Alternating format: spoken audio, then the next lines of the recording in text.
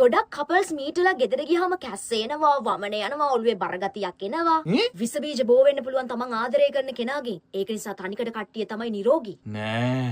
සෙනෙහසින් විස බීජයක් හෝමාරු කරන්න තියෙන ක්‍රමය තමයි අයියේ කිස් එක. පැය ගානක් එයත් දෙක ඉඳලා ගෙදර ආවට පස්සේ යූරින් පාස් කරද්දි දැවිල්ල එනවා. විස බීජ හුවමාරු වෙලා. බඩ කොර වෙලා වගේ දැනෙන්න ගන්නවා. Urine infection. ඒ කියන්නේ ආදරය කරනවා කියලා කියන්නේ නිකන් ලෙඩ ගොඩක් බෝ වෙන එකනේ. තනිකඩයි ආරක්ෂිතයි නිරෝගී. කපල්ස් ඔව කියන්නේ.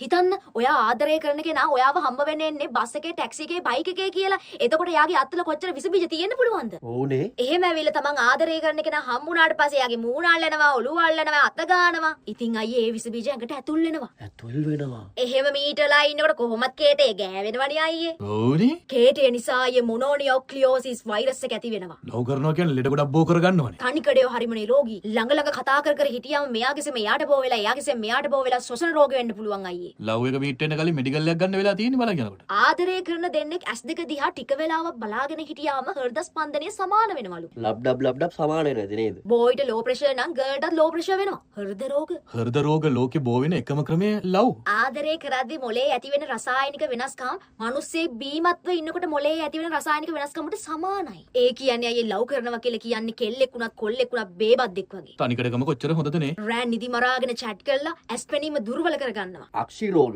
බස් එකේ පිටිපස්ස ෂීට් එකේ වාඩි වෙලා එයාගේ දිහා බෙල්ල හරවගෙන බලාගෙන පැය ගාණක් යනකම් chat එකක් දාගෙන ගිහලා බෙල්ල අමාරු ඇති කරගන්නවා. බිලි රෝග ඇති වෙනවනේ. ආදරය කරද්දී එක එක ඉරියව් වලට ඉඳලා කොන්දේ අමාරු අස්ති අමාරු හදා ගන්නවා. යකෝ සර්වාංගෙටම හොඳ නැහැනේ. මානසික රෝග පවා ඇති වෙනවා. මිරර් කියන නියුරෝනිය මිනිස් මොලේ තියෙනවා. ඒ නිසා අපි ආදරය කරන කෙනාව අපිට සියුම් විදියට දැනෙනවා.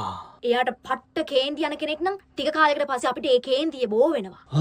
ඊට පස්සේ අයිය දිත්ත උන්මාදේ එනවා. ඒ මොකද? හිතන්නකෝ අයියෝ ඔයා ආදරය කරන කෙනා අන්ධ විශ්වාසයක් ඇතුව දේවාලේ ගාන යනවා, පොල් ගහනවා, හුණියම් කරනවා කියලා ඔයාට ටික කාලයක් යනකොට ඒක බෝ වෙනවා.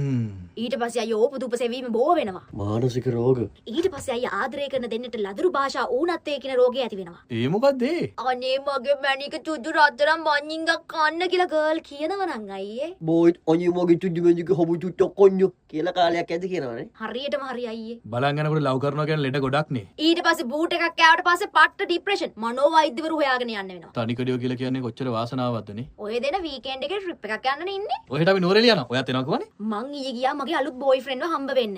යනකම්ම කිව්වේ නෑනේ එයාකට වෛරස් උන හැදිලා තියෙන්නේ කියලා. ඉතින් අයියේ මම මෙතන ඉල රඟපාලා කතා කළාට මටත් වෛරස් උන හැදිලා තියෙන්නේ. හන්දිපත් විදිනවා දැන් ඉන්න බෑ. දැන් ඉතින් මං ඔයාලත් දෙක ටික වෙලාවක් කතා කර කර හිටියානේ. ඔයාලටත් බෝ වෙලා ඇති. ඉතින් මිනිස්සු නිවාඩු දාලා ගෙදර ඉන්න බෑයි. මං අද කොහොමත් නිවාඩු. මං අද ආවෙම මේ ලෙඩේ ඔය දෙනට බෝ කරලා යන්න. මං ආවේ නැත්නම් ඔයාලා දෙන හෙට ට්‍රිප් එක යනවනේ.